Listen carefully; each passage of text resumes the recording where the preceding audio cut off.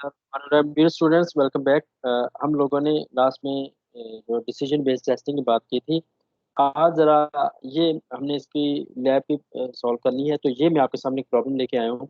इसके बाद इससे भी एडवांस प्रॉब्लम है आपके सामने जो बुक में से लेके आया हूँ। तो मैं अब आपको देता हूँ 10 मिनट। तो 10 मिनट में आपने इसका जो डिसीजन टेबल है वो क्रिएट करना है। मैं थोड़ा सा इसको रिवाइज कर दूँ। हमारे पास जो डिसीजन टेबल है वो कुछ इस फॉर्म में आता है कि नंबर एक, आपने हमारे पास जो होगा टेबल होगा, उस टेबल में टॉप पे आपको नजर आएंगे रूल्स। फिर लेफ्ट पे आपके पास यहाँ पे होंगी कंडीशंस। फिर उस कंडीशंस के अगेंस्ट में आपने जो भी लेने हैं जी एक्शन।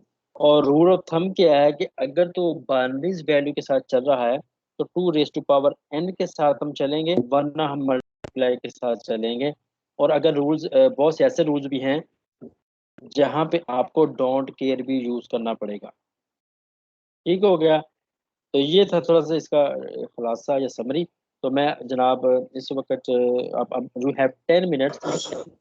आप अपने इसका मुझे डिसीजन टेबल बना के देना है। फिलहाल आगे टेस्ट केसेस की तरफ नहीं सिर्फ डिसीजन टेबल बनाना है इसका।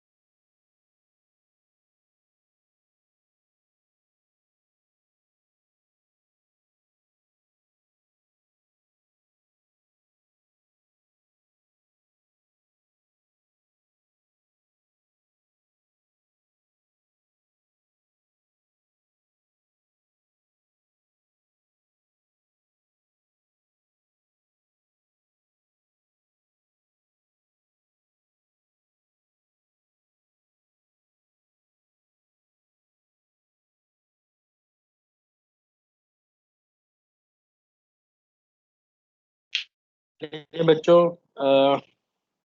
होपफुली आपने इसको सॉल्व कर लिया होगा। अब हमारे पास सबसे पहले आप आइडेंटिफाई करें कंडीशन। ठीक है, कंडीशन हमारे पास क्या क्या आ सकती है। सबसे पहली जो कंडीशन है जिस पे आपने फोकस करना है वो ये है कि CGPA। तो पहली कंडीशन के हवाले से with respect to first condition we have CGPA। For second condition we have, जो भी जो कैंडिडेट है, ही और she must have CS exam, and third one is age less than, age जो है लेस देन 35 होनी चाहिए। तो ये हमारे पास आ गई जी कंडीशंस। अब इन कंडीशंस के साथ हमें नेक्स्ट क्या करना है। नेक्स्ट हमें ये करना है कि रूल्स, रूल्स क्या कहते हैं। तो रूल्स की बात करनी है। तो रूल्स जो हमारे पास इसमें आ चुके हैं, तो पहला रूल क्या है कि आपको CGPA का रूल है वो होना चाहिए 2.0 या ग्रेटर देन 2.0, 2.0 या इससे अबव। और अगेन वो जो हमारे पास है, ये जो हमने BScs आपने किया हुआ है, that must be pass. And third one is age, जो कि ग्रेटर देन होनी चाहिए 35। तो ये है जी हमारे पास सिंपल सी रीजन। तो अब इसका मतलब है कि CGPA या 2.0 होगा या नहीं होगा। तो अगेन ये हमारे पास बन रही है ट्रू फॉल्स। दूसरे नंबर पे ये है कि BCS आपने पास किया होगा या नहीं पास किया होगा, दैट इज ट्रू पे ट्रू और फॉल्स। आपकी एज 35 से अबव होगी या नहीं होगी, अगेन दैट्स ट्रू फॉल्स जब आप अप्लाई कर रहे हैं। तो अब इसके पर्सपेक्टिव से अगर हम इसको देखें तो 2 पावर 3 इज इक्वल टू 8। अब हम उम्मीद करते हैं इसके अंदर 8 एंट्रीज होनी चाहिए। एंट्री मतलब इनपुट कंडीशन। अब वो इनपुट कंडीशन जनाब कैसी होगी उसके देख लें। तो हमारे मामले में आप इसको कोई भी तरतीब लगा लें, इसमें कोई ये मैटर नहीं करता। तो पहली CGPA की आ जाएगी, उसके बाद BScs की आ जाएगी, फिर हमारे पास उसकी एज की आ जाएगी। अच्छा अच्छा, अब इसमें क्या होगा, तो 1 2 3 4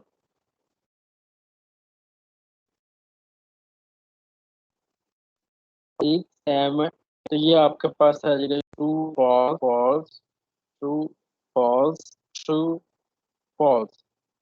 फिर ये आ जाएगा ट्रू एंड ट्रू, फिर आ जाएगा false and true and true, false and false, फिर true true true true, false false and. ये अब हमारे पास बन चुका है जनाब, जिसे हम कहते हैं इनपुट कंडीशन के परस्पेक्टिव से।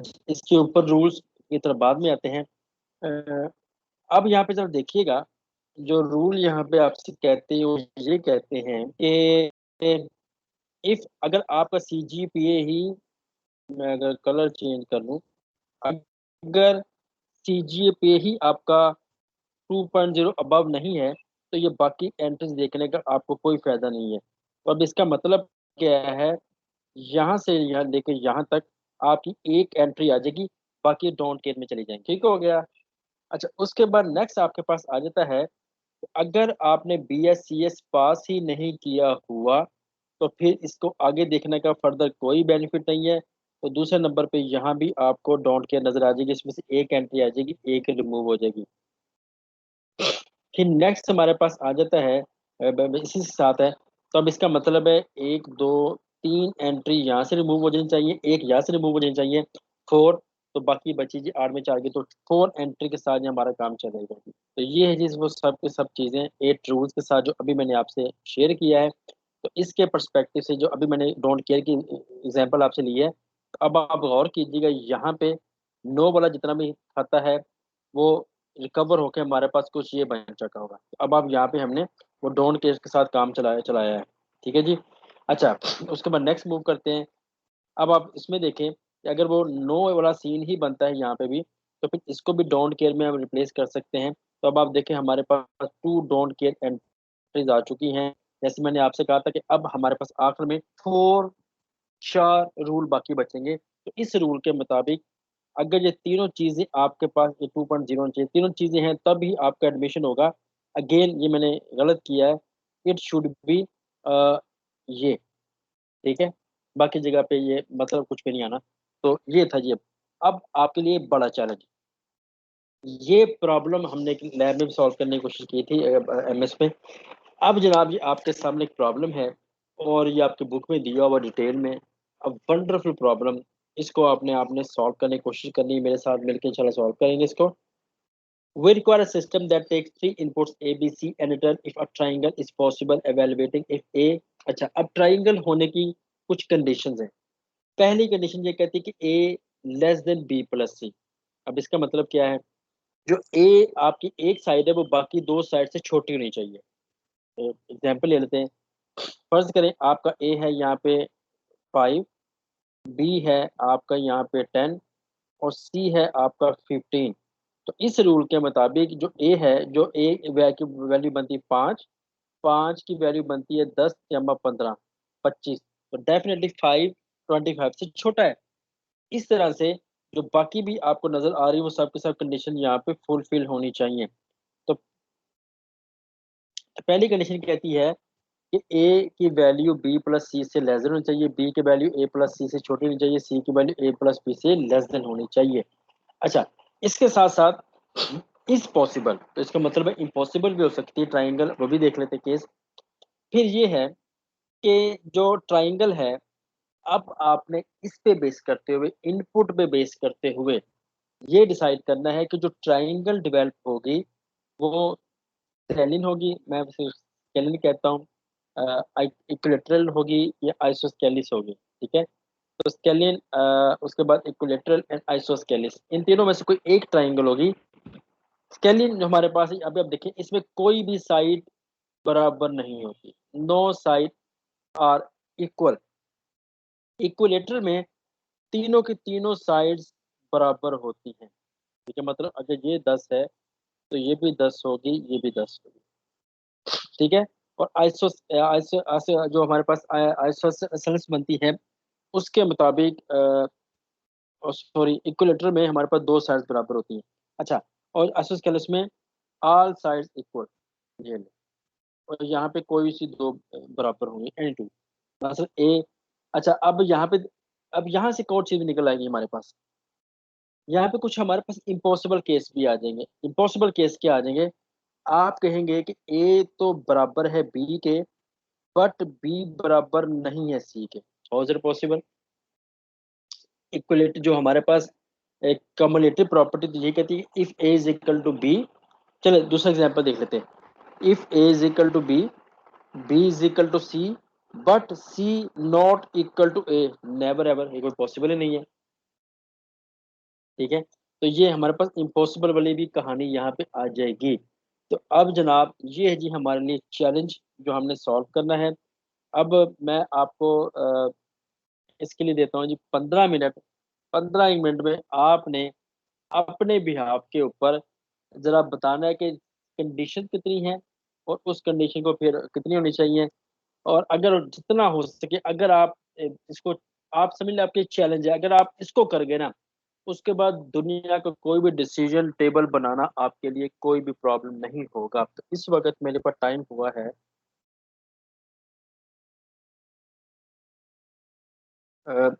10:53।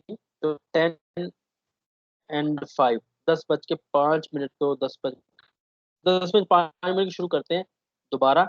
और इस 5 मिनट आपको स्टेप बाय स्टेप इस पूरे प्रॉब्लम को सॉल्व करके दिखाऊंगा, और फिर इसके टेस्ट केसेस भी लिखेंगे होपफुली। तो इंशाल्लाह 10:05 पर दोबारा मैं जनाब एक्टिव होता हूँ जी आपके लिए।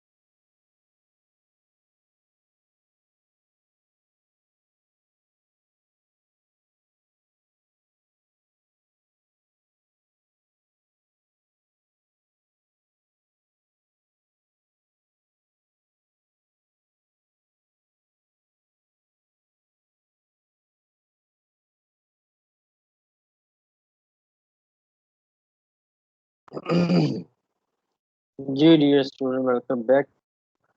जैसे मैंने आपसे कहा था, चैलेंजिंग टास्क है, ट्राई टू। अच्छा, अब जरा इसमें, अब हमारे पास क्या क्या इसमें कंडीशन है। इसमें वो कंडीशन मिनिमम बनते हैं, ए, बी एंड सी बस। अभी जो हमने कंडीशन देखी है, क्या क्या ये ट्रायंगल है भी कि नहीं, मतलब ए लेस देन बी वगैरह, बाकी वो क्या वो बनती कि नहीं बनती। अच्छा, दूसरे नंबर पे हमने ये देखना है कि क्या A equal to B, A equal to B equal to C है कि नहीं। अब क्वेश्चन में हम ये क्यों देखेंगे, हम ये बात इसलिए देखेंगे कि अब अगर वापस में आऊं आपके पास, अगर तो दो साइड्स इक्वल हैं तो वो इक्वलेटरल है, और अगर three sides are equal then is isosceles. इसलिए हमें साइड्स पता होने चाहिए कि कौन सी साइड बराबर है। तो हम देख लेंगे कि क्या ए बी के इक्वल है कि नहीं, ए सी के इक्वल है कि नहीं, बी सी के इक्वल है कि नहीं। तो हमें ये इक्वलिटी भी देखनी पड़ेगी। और इसके साथ साथ वो भी फर्दर इसमें आ जाएगा। अभी मैं आपको कंप्लीट शो करता हूँ। इसका मतलब है तीन तो हमारे पास ये आ गई हैं, और तीन हमारे पास आ गई है जो कंडीशन है वो ये वाली है, पहली दूसरी एंड तीसरी। तीन कंडीशन हमारे पास ये है। तो 3 + 3 = 6। अब आप जरा आप पहले एक्शन कि अगर C1 ही वायलेट हो जाए तो ट्राई नहीं, पहले सबसे पहले ये होगा।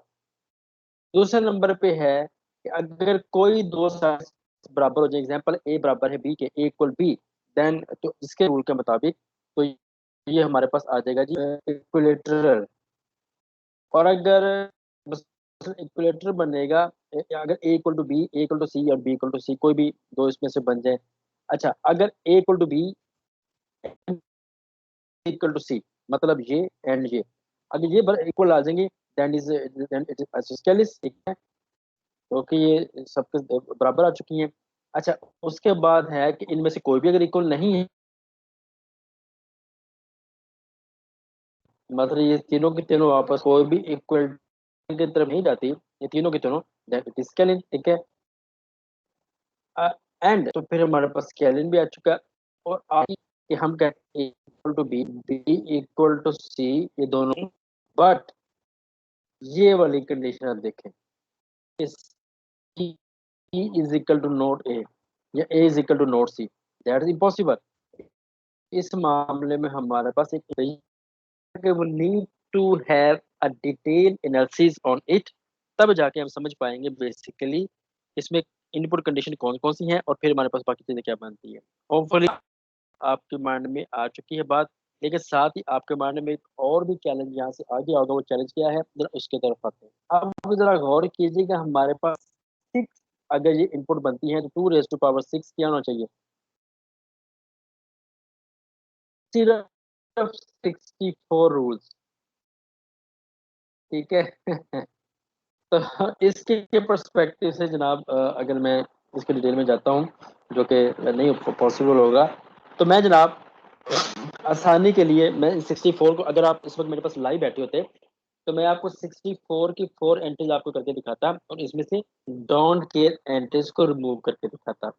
तो रूल रूल अब आपको समझ आ गई है कि अगर ए, ये वाली चीज, अगर कंडीशन 1 ही आपकी false हो गई है, मतलब कंडीशन 1 ही मतलब कि ट्राइंगल ही नहीं है, तो आगे देखने का बेनिफिट ही नहीं है कि A + C < और बाकी A equal to B, B A is equal to C, B, कुछ भी देखने का बेनिफिट नहीं है। लिहाजा अगर ये ही नो है तो जनाब बाकी सब की सब चीजें हमारी बन जाएगी don't care. Same with here, अगर ये ही नो है तो फिर आगे देखने का बेनिफिट कोई नहीं है, तो सब के सब हमारे पास बन जाएगी no. Same with here C3, अगर ये ही नो है तो आगे देखने का हमें कोई बेनिफिट ही नहीं है। बट ये जो सारी सारी कंडीशन है वो नीड टेस्ट ऑल दिस, इसके आगे ये कंडीशन नहीं हो सकती, डोंट केयर में मूव नहीं कर सकती, ठीक है जी। तो अब जनाब आपके इस पर्सपेक्टिव से मैं इनको ऐसे देखता हूँ। तो रूल नंबर 1 के मुताबिक क्या है, अगर आपकी पहला ही नो है तो इसका मतलब क्या है, नोट अ ट्राइंगल। अगर ये नो है नोट अ ट्राइंगल, अगर ये भी नो है तो नोट अ ट्राइंगल, तो ये सीधा सीधा हमारे पास पहला हिस्सा तो आ गया नोट अ ट्राइंगल वाला, ठीक हो गया। होपफुली अब आपके समझ बात में आ गई है। अब हमने जनाब ये तीनों की तीनों जो है माशाल्लाह से चेक कर ली थे जी फोर्थ वन पे। अब फोर्थ वन पे क्या कह रहा है कि ये सब के सब बराबर हैं। उसके बाद ये सब के सब बराबर है, ऑल दीज आर यस, अगर ऑल दीज आर यस हैं व्हाट डज इट मीन, इसका मतलब है कि ट्राइंगल तो वो है। अब नेक्स्ट डिसाइड ये करना है कि which is the triangle, triangle ये वाली कौन सी है, अब हमने ये देखना है, ठीक है। इस पर्सपेक्टिव से आगे मूव करते हैं। तो इसके हवाले से वो कह रहा है कि ए बराबर है बी के, A is equal to B, A is equal to B, B is equal to C and C is equal to A.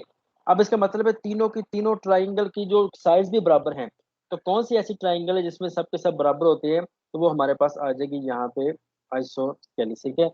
अब आप देखें आगे, अब जनाब आगे हमारे पास आ जाएगा कि ये सब का सब बराबर। अब आप देखें इन सब में ट्राइंगल तो बनती होगी लाजमी, अगर नहीं बनती तो कहानी खत्म है। अब वो कह रहा है कि ए इक्वल टू बी, अब वो कह रहा है कि A equal to B and B is, ये देखो A is equal to B and A is equal to C, A is equal to C.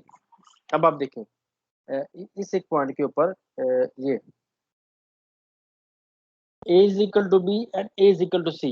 What does it mean? इसका मतलब है कोई सी दो साइड्स आर इक्वल।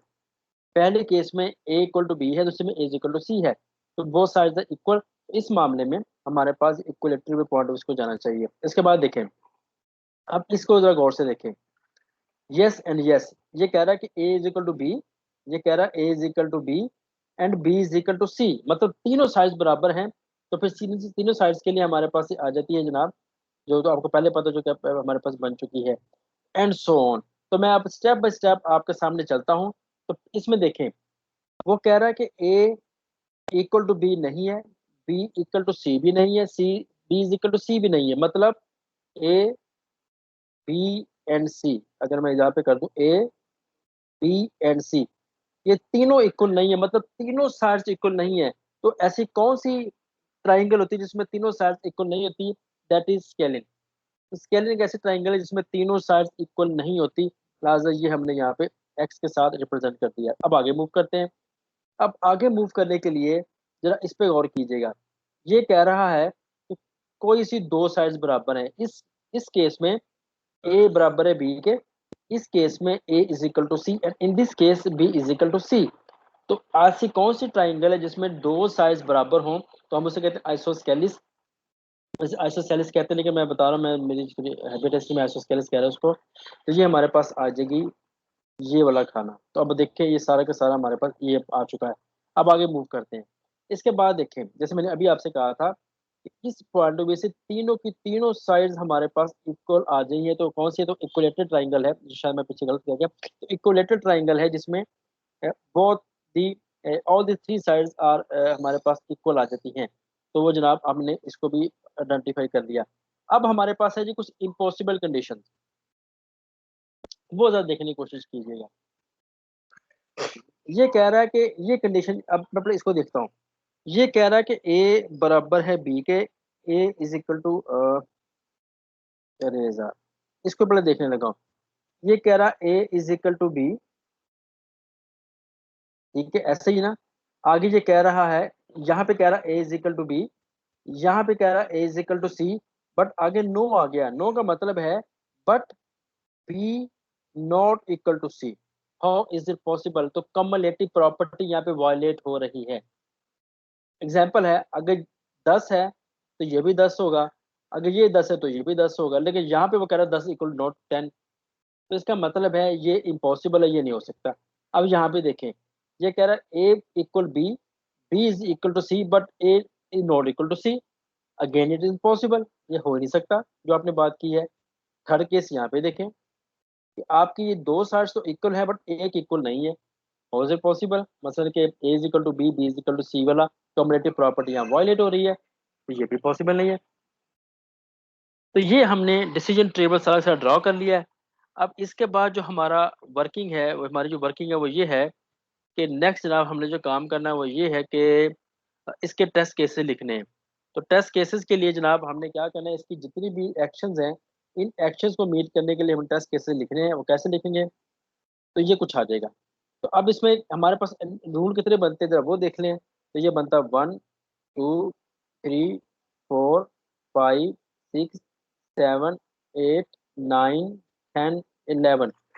तो रूल के मुताबिक जो हमारे रूल्स हैं वो कन्वर्ट हो जाते हैं इनटू टेस्ट केसेस, ठीक है। तो अब इसके हिसाब से हमारे पास यहाँ पे बन जाएंगे जनाब, ये देखें 10 टेस्ट केसेस बन जाएंगे, ठीक है। टीडी का मतलब टेस्ट डेटा। अब आपने, हमारी जो जिंदगी डिपेंड कर रही है वो डिपेंड कर रही है value of A B and C. तो हमारा टोटली फोकस हो रहा है ए बी सी को कौन सी वैल्यू देंगे, उसी पे बेस होगा कि ट्राइंगल है कि नहीं, स्केलिन है कि नहीं, आइसोस्केलिन है कि नहीं, इक्विलेटरल है कि नहीं, पॉसिबल है कि नहीं, ठीक है। तो इसके लिए जनाब हमने क्या किया, अब आप देखें, सबसे पहले हमने यहाँ पे वैल्यू ले ली ए बी सी की एज एन इनपुट, और एक्सपेक्टेड रिजल्ट हमारे पास क्या क्या आने चाहिए, ठीक है। तो अब जरा आप हमारे पास देखें कि अगर ओवरऑल मैं इसको देखूं, तो मैं सबको अगर अरेज करूं, तो हमें तीन तीन टेस्ट कैसे लिखने हैं ये प्रूव करने के लिए कि ये ट्राइंगल नहीं है। एक टेस्ट केस लिखना पड़ेगा ये प्रूव करने के लिए कि ये स्केलिन है। तीन टेस्ट केस लिखने पड़ेंगे ये प्रूव करने के लिए कि ये आइसोस्केलिस है।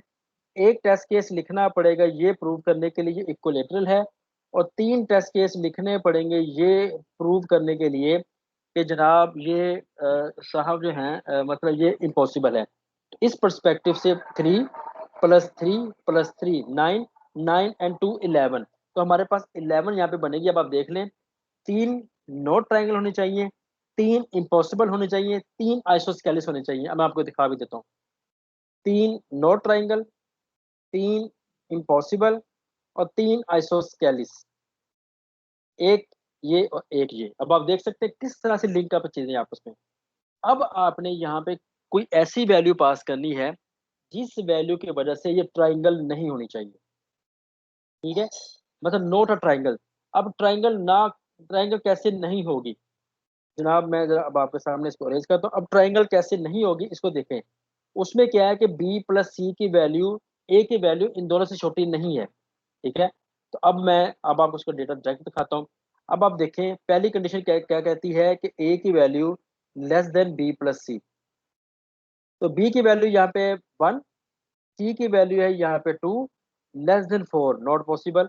4 कैसे छोटा हो सकता है 3 से, लिहाजा ये जनाब हमने यहाँ पे इसी तरह से हमने ये तीनों की तीनों कंडीशन यहाँ पे मीट कर ली है कि यहाँ पे हमने वो जो A less than B plus C, B less than A plus C less than A plus B, वो हमने यहाँ पे वायलेट कर दिया। अच्छा, टेस्ट डेटा 4 कहता है कि that must B equilateral. Equilateral कहाँ पे आता है, जहाँ पे तीनों साइड्स बराबर होंगी। तो हमने से कहा 5 5 5, आप 10 10 10 कर ले, 2 2 कर ले, 1 1 कर ले, 6 जो भी आपका दिल करता है, but data must be similar to prove equilateral. अच्छा, अब इम्पॉसिबल के लिए ये अब आप देख सकते हैं कि यहाँ पे कोई भी डेटा प्रोवाइड कर दें, अब इसके अलावा होगा तो definitely that must B impossible. अच्छा, उसके बाद आइसोस्केलिस होने के लिए शर्त क्या थी, कोई सी दो साइज बराबर है होनी चाहिए। तो अब हमारे पास जो आइसोस्केलिस वाला खाता है ना, अब वो कौन सा है, वो ये वाला है। अब इसके पर्सपेक्टिव से पहले उसने क्या किया है, ए और बी को बराबर किया है, फिर उसने क्या किया है, ए एंड सी को बराबर किया है, फिर उसने क्या किया है, बी एंड सी को बराबर किया है, ठीक है। पहले ए बी फिर ए सी फिर B C, A B A C B C, यहाँ पे देखें ए B A C B C.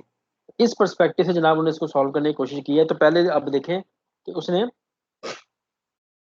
ए जो पहले था ए सी को, यहाँ पे देखें उसने क्या किया है कि उसने ए एंड सी को इक्वल किया, यहाँ उसने बी एंड सी को इक्वल किया, और ऐसे स्केल ऐसे, और यहाँ पे उसने ए एंड सी को इक्वल किया। जैसे पहले कहा था, पहले में उसने ए एंड बी को इक्वल किया था, फिर उसने ए और सी को इक्वल किया, फिर उसने बी एंड सी को इक्वल किया, जैसे मैं अभी आपको दिखाता हूँ। A B A C B C, A B A C B C, और आखिर में स्केलिन।